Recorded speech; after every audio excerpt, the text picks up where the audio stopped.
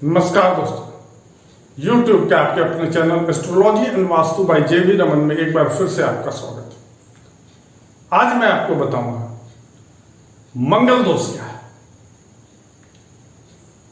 बहुत ही important topic है, तो बिना वीडियो को स्किप किए उम्मीद करता हूं कि आप लोग देखिएगा। आज मैं आपको पूरा बताऊंगा कि मंगल दोष क्या है, इसका दुष्प्रभाव क्या है, ये कब कैंसिल हो जाते हैं और इसका उपाय क्या है।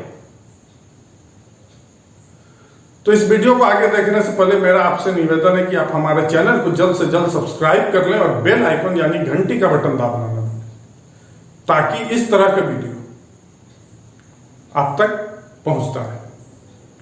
अब आइए आगे बढ़ते हैं। मंगल दोष क्या है? अगर जन्म कुंडली या चंद्र कुंडली दोनों में से किसी भी कुंडली में, यह चीज ध्यान रखिएगा, जन्म कुंडली और चंद्र कुंडली दोनों में से किसी भी कुंडली में अगर मंगल फर्स्ट हाउस में, प्रथम भाव, पहला भाव,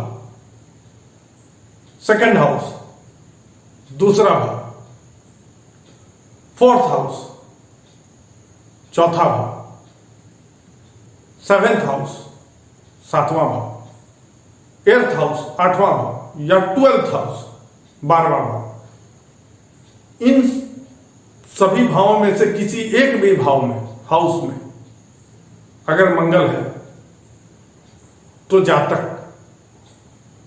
को मंगला या मंगली कहते हैं, यानी वो मंगल दोष से पीड़ित है। लेकिन ये पूर्णतः सत्य नहीं है।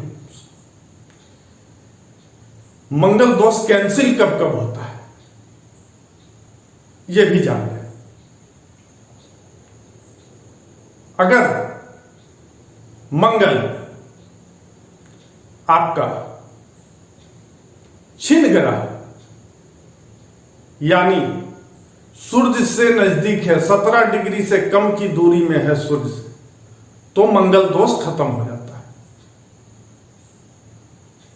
मंगल अगर आपके कुंडली में वक्री ग्रह, रेट्रोग्रेड यानी पीछे चल रहा है, सीधा चलने की जगह उल्टा चल रहा है, तो भी मंगल दोष खत्म हो जाता है। मंगल अगर राहु के साथ बैठा हुआ है तो भी मंगल दोष खत्म हो जाता है। मंगल अगर चंद्रमा के साथ बैठा हुआ है तो भी मंगल दोष खत्म हो जाता है।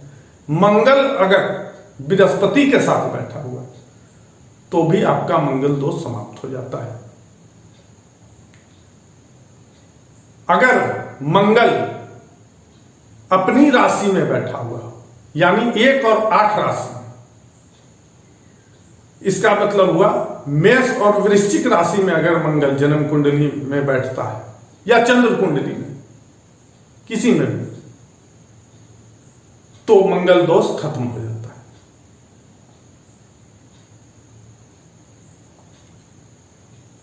अगर 12वें भाव में मंगल बैठा हुआ है और वहां राशि 2 है यानी वृष राशि है, तो भी मंगल दोष खत्म हो जाता है। या फिर 12वें भाव में मंगल बैठा हुआ है और राशि 3 है यानी मिथुन राशि, तो भी मंगल दोष खत्म हो जाता है। यदि 12वें भाव में मंगल है और राशि 6 है यानी अंक 6 लिखा हुआ है, यानी कन्या राशि, तो भी मंगल दोष खत्म हो जाता है। और अगर 12वें भाव में मंगल है और राशि 7 है यानी तुला राशि, तो भी मंगल दोष खत्म हो जाता है।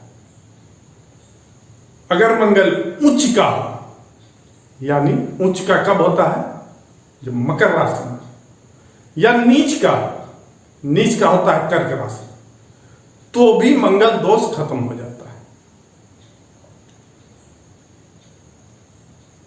अब आइए इस चीज को कुंडली में देखते हैं।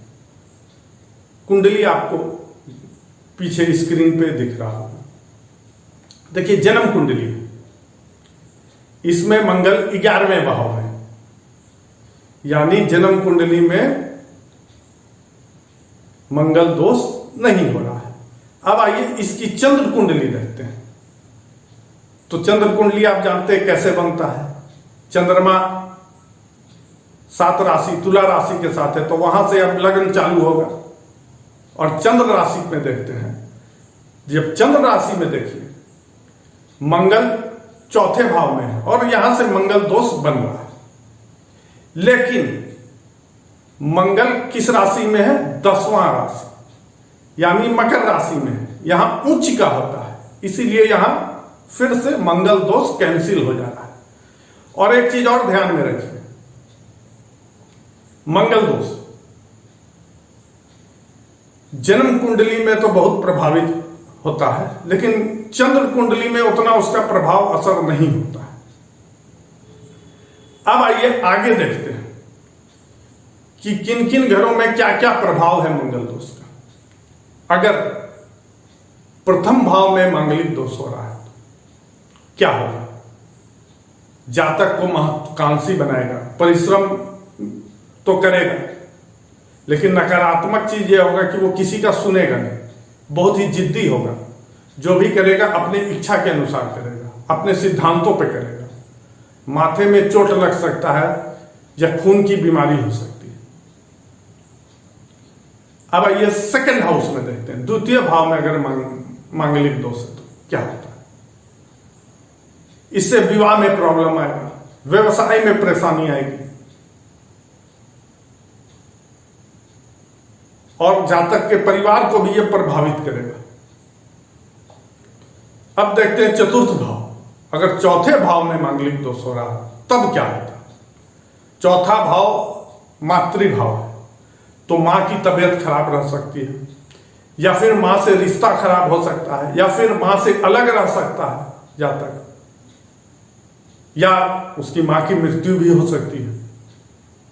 घर में जातक आलस्य महसूस करेगा, लेकिन बाहर उसको काफी अच्छा महसूस करेगा। घर के बाहर जन्मभूमि से बाहर रहेगा तो काफी बेहतर भी करेगा।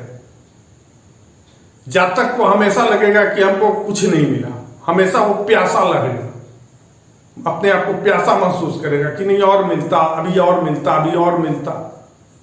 उसकी महत्वाकांक्षा कभी पूरी नहीं हो। हृदय रोग हो सकता है, छाती में रोग हो सकता है। अगर मंगल सप्तम भाव में और मांगलिक दोष लग रहा है तब क्या होगा? सप्तम भाव विवाह का होता है, अपोजिट सेक्स हाउस, तो विवाह में दिक्कत हो सकता है।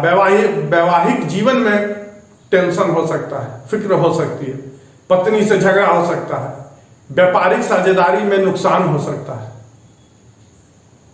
जातक बहुत ही कटुभाषी होगा और ईर्ष्यालु भी हो सकता है। अब आइए देखते हैं अष्टम भाव यानी 8वें भाव में अगर मांगलिक दोष हो रहा तो क्या है?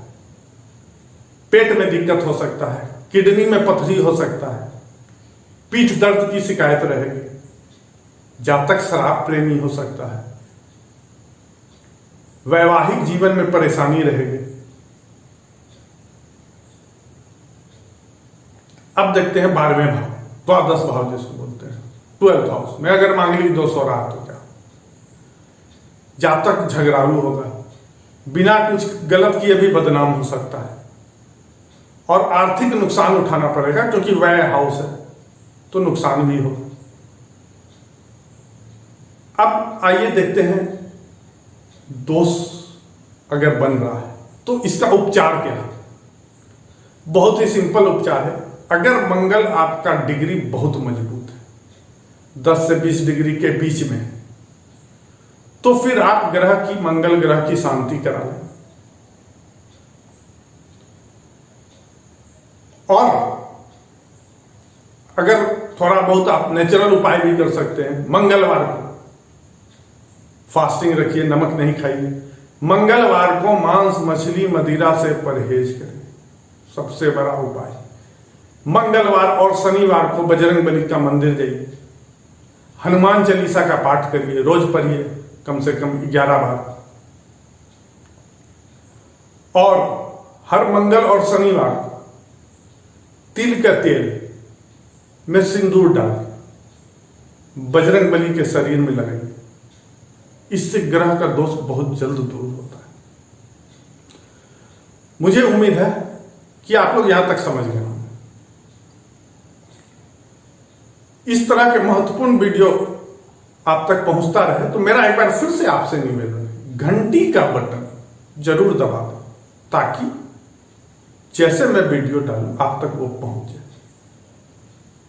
मुझे उम्मीद है कि आप लोग को ये वीडियो बहुत पसंद आया होगा, और अगर ये वीडियो आप लोग को पसंद आया हो तो ज्यादा से ज्यादा शेयर करें और लाइक करना ना भूलें। और इस वीडियो को अंत तक देखने के लिए आपका बहुत बहुत धन्यवाद।